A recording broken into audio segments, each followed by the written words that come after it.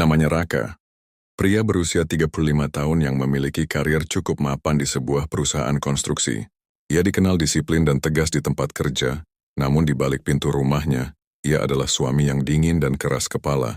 Istrinya Laras, wanita lembut dan sabar, telah menemaninya sejak awal perjuangan mereka menikah.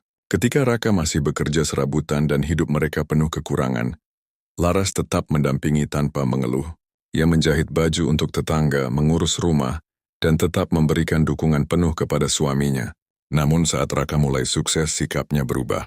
Ia semakin sering pulang malam tanpa kabar, marah karena hal-hal kecil, dan menganggap Laras seperti pembantu, bukan pasangan hidup. Setiap pagi Laras selalu menyiapkan sarapan dan menyiapkan baju kerja suaminya.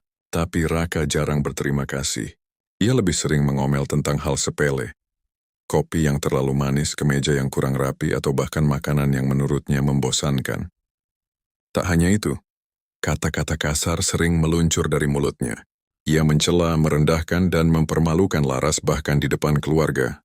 Namun Laras tetap bertahan. Ia percaya mungkin Raka hanya lelah, mungkin nanti akan berubah. Mungkin cinta mereka masih bisa diselamatkan. Tapi malam demi malam, larut dalam air mata yang tidak pernah dilihat siapapun, Laras mulai hancur perlahan. Ia merasa seperti bayangan di rumah sendiri. Hingga suatu hari Laras mengetahui bahwa Raka diam-diam menjalin hubungan dengan wanita lain, seorang rekan kerja yang jauh lebih muda. Ia tidak konfrontasi, ia hanya diam. Menatap suaminya dengan mata yang tak lagi penuh harapan, hanya kelelahan. Esok harinya Laras menulis surat-surat terakhir. Raka, aku sudah berusaha menjadi istri terbaik yang aku bisa. Aku tidak sempurna, tapi aku selalu mencoba mencintaimu tanpa syarat. Tapi hatiku lelah, tubuhku lelah. Jiwaku pun terluka. Aku tidak bisa lagi tinggal di rumah ini, rumah yang setiap sudutnya penuh dengan luka. Aku pergi, bukan karena aku tidak cinta, tapi karena aku ingin menyelamatkan diriku sendiri. Jika suatu hari kau merasa kehilangan, ketahuilah, aku pernah ada, dan pernah menunggu kamu berubah. Dan pagi itu untuk pertama kalinya Raka pulang kerja dan mendapati rumahnya sunyi. Tidak ada Laras, tidak ada makanan, tidak ada senyum. Hari berganti minggu. Raka mencoba menghubungi Laras tapi nomornya tidak aktif. Ia mendatangi rumah orang tua Laras tapi mereka menolak memberitahu di mana putri mereka berada. Raka mulai gelisah. Rumah yang dulu terasa penuh kini kosong, sepi. Semua hal kecil yang dulu ia abaikan, teh buatan Laras, lipatan baju rapi, wangi masakan rumah, sekarang menjadi hantu yang mengingatkannya akan kepergiannya.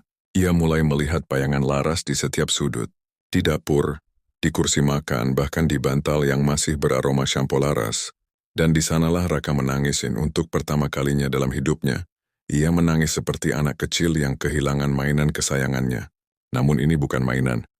Ini adalah seseorang yang mencintainya tanpa syarat, dan kini sudah pergi. Berbulan-bulan kemudian Raka mulai berubah. Ia mendatangi konseling, berhenti dari hubungannya yang dulu, dan mulai menyibukkan diri dengan kegiatan sosial. Ia menulis surat demi surat, berharap suatu saat Laras akan membaca dan tahu bahwa ia menyesal.